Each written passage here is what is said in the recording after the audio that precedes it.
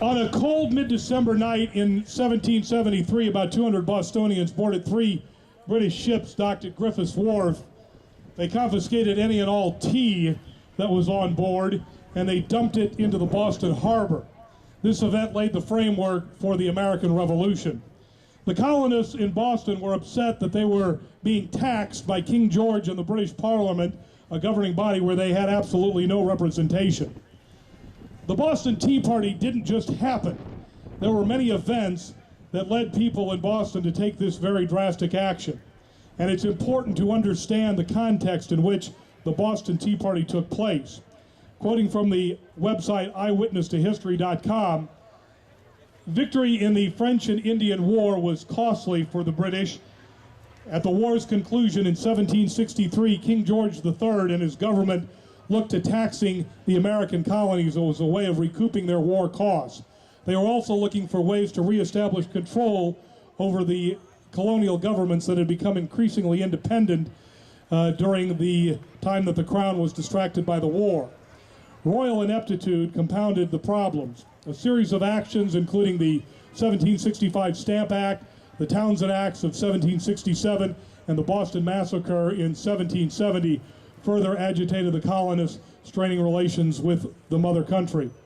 But it was the Crown's attempt to tax tea that spurred the colonists to action and laid the groundwork for the American Revolution. The colonies refused to pay the levies required by the Townshend Act, claiming they had no obligation to pay taxes imposed by a parliament in which they had no representation. In response, Parliament retracted the taxes with the exception of a duty on tea, a demonstration of Parliament's ability and right to tax the colonies. In May of 1773, Parliament concocted a clever plan. Clever plans by governments are nothing new. They gave the struggling East India Company a monopoly on the importation of tea to America. Additionally, Parliament reduced the duty the colonies would have to pay for the imported tea. The Americans would now get their tea at a cheaper price than ever before. However, if the colonists paid the duty tax on the imported tea, they would be acknowledging Parliament's right to tax them. Tea was a staple of colonial life, and Parliament assumed that the colonists would rather pay the tax than deny themselves the pleasure of a cup of tea. They were wrong. The colonists were not fooled by Parliament's ploy. When the East India Company sent shipments of tea to Philadelphia and New York, the ships were not allowed to land.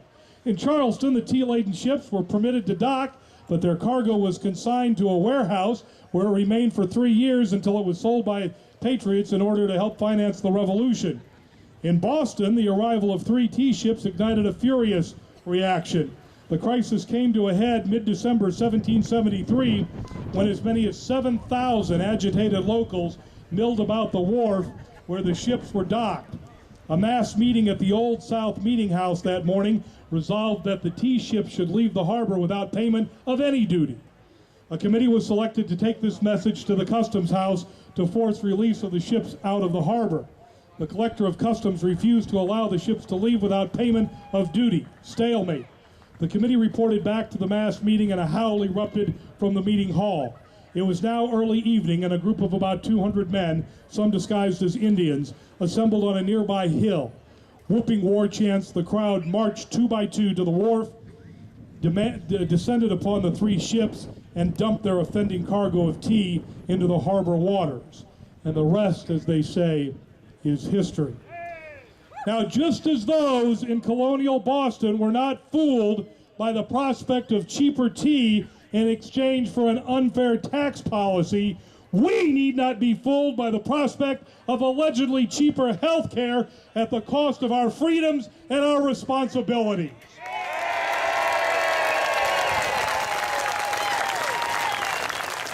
Those participating in the Boston Tea Party were not duped by their government, and members of today's Tea Party will not be duped by our government. Our founding fathers gave us the power to bring about change in a peaceful manner. Are you ready to exercise this power come November? Just like 1770s Boston, change will come only when the citizenry is energized and engaged. Are you energized? Are you engaged? Then let's go about the business of not dumping tea, but dumping politicians into the waters of the unelected if they refuse to listen.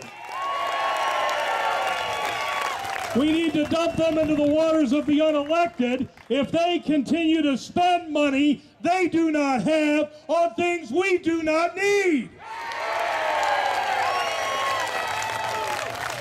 I don't know if Larry the Cable Guy is a great patriot or not. I assume he is. So come November, let's get her done!